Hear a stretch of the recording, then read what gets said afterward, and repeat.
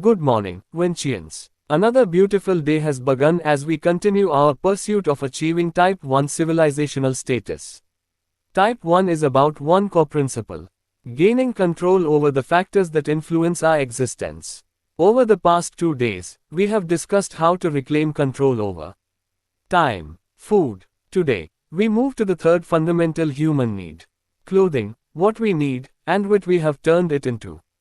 1. The origin of clothing, pure function. Clothing began as a functional necessity. Its purpose was simple: protection from sun, wind, rain, and dust. Thermal regulation in extreme temperatures.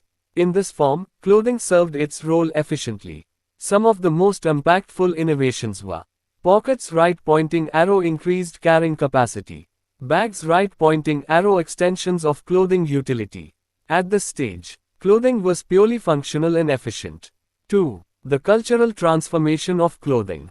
Over time, clothing evolved beyond function into identity and expression.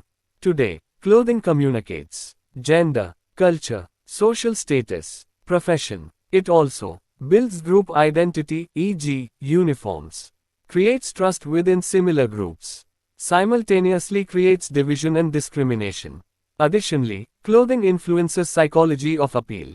Highlights strengths. Conceals perceived flaws. The question is, does identity and appeal justify the scale of our consumption? 3. The problem: excess and inefficiency. Modern clothing behavior is highly inefficient. Frequent replacement of usable clothes.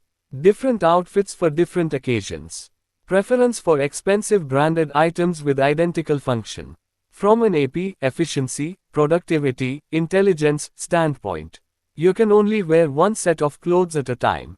Owning 150 to 200 outfits per person is inefficient.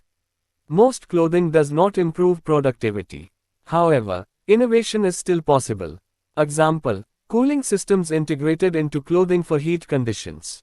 4. The constraint: why clothes cannot be eliminated. Clothing serves an important psychological role. It separates humans from purely animalistic behavior.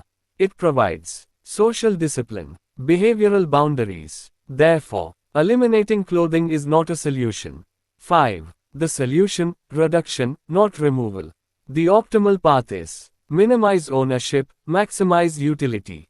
You do not need a wardrobe full of clothes. You need basic functional clothing, access to variety when required. 6. Clothes for Rent initiative. To achieve this, Vanchi introduces clothing is a service, not ownership. 6.1 How it works.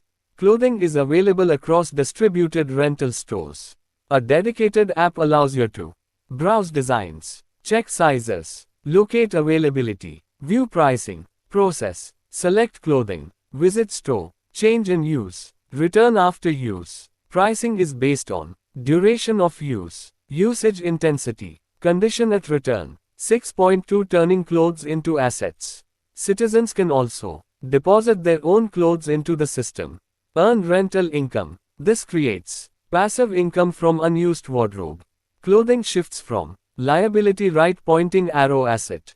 The system operates on supply-demand pricing dynamics. The organization managing this ecosystem is Sarkap. 7. Economic and resource impact. This shift has led to significant reduction in personal clothing expenditure, reduced demand for new production, conservation of manufacturing resources. Additionally, imports of branded clothing have declined.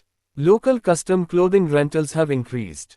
Key cultural shift: people rent based on need, not status. 8. Functional fashion, a new paradigm. Clothing must now evolve into function-first design systems. 8.1 Knowledge integration. Clothing becomes part of the Walls of Knowledge initiative. Instead of random text or branding, clothes display useful, meaningful information. This includes educational visuals, informational graphics, contextual knowledge. These are applied as temporary design layers or stickers. 8.2 Engineering clothing for utility. Every aspect of clothing must serve a purpose.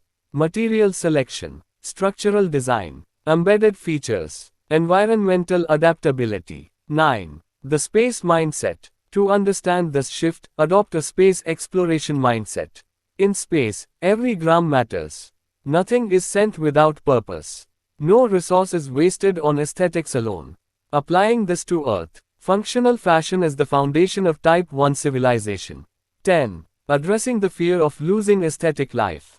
It may seem that reducing fashion makes life bland, monotonous, but observe nature. It is highly efficient, deeply intelligent, exceptionally beautiful. Our goal is to make human systems as efficient and elegant as natural systems. 11. The road ahead. Clothing reform is still evolving.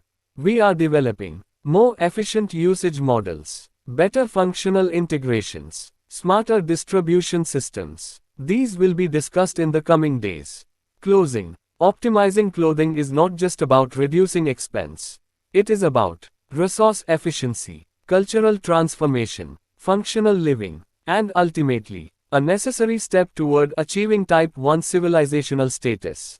Till then, use what you need, nothing more. Good night.